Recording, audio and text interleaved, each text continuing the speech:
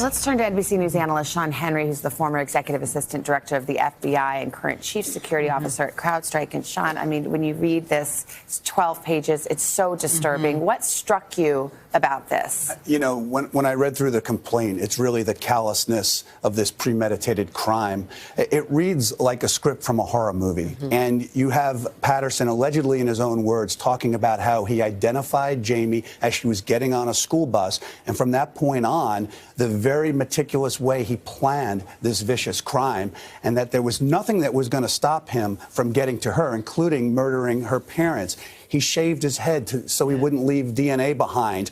He wiped the gun, how he bought a mask. It was very, very meticulous and well planned. He had even removed, according to the papers, removed the trunk device that allows a kidnapping victim to get out. He's watched CSI and other types of law enforcement shows. If you look at his history, most criminals, I guess, don't go from zero to a horrible crime like this.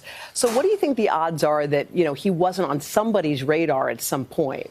Well, we don't know what we don't know, what type of activity he may have been engaged in, and that's exactly what investigators are going to be looking for right now. They're going to be looking for any type of electronic devices that they can go through, photographs on a phone, his internet search history. They'll be doing extensive investigation and interviews related to neighbors, people that he went to school with, and that sort of thing. But you don't think this would be this guy's first crime, do you, just in your experience? I think that in the course of this investigation, there are a lot more questions than answers, that as they go through this, they will find actions or activities he's been involved in, things he said, activity, perhaps some trauma early on in his life that led him to this type of activity. There's still a lot of questions about what exactly his motive. I mean, you could speculate, but no one really knows why he did this. No, that's right. There's a type of kidnapping called expressive, where the actual taking of the victim is an end unto itself, where they look to dominate or put pressure on somebody, somehow victimize them. And that looks to be like what happened here. There was no ransom demand.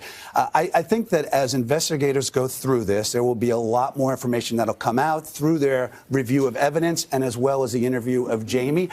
Here's a young woman, a young girl, who's been traumatized. She saw her parents both murdered, then she was held against her will for 88 days. I think investigators have very clear evidence about these alleged crimes.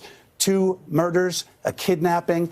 They hold multiple life sentences. There may be other charges to come down the road, but at this point, I think they don't want to exploit the victim. They're going to continue their investigation and make a determination as this continues. Take their time with it. Shawn, thank you very much. We appreciate it, Shawn.